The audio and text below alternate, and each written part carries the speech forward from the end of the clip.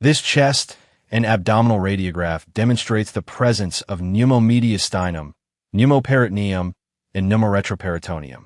Findings include subcutaneous emphysema, pneumomediastinum, subphrenic free air, continuous diaphragm sign, Rigler sign, double wall sign, liver edge sign, and air outlining the right kidney.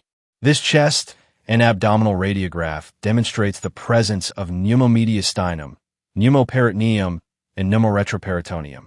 Findings include subcutaneous emphysema, pneumomediastinum, subphrenic free air, continuous diaphragm sign, Rigler sign, double wall sign, liver edge sign, and air outlining the right kidney.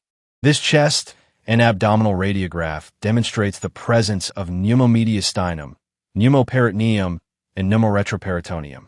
Findings include subcutaneous emphysema, pneumomediastinum, subphrenic free air, continuous diaphragm sign, Rigler sign, double wall sign, liver edge sign, and air outlining the right kidney.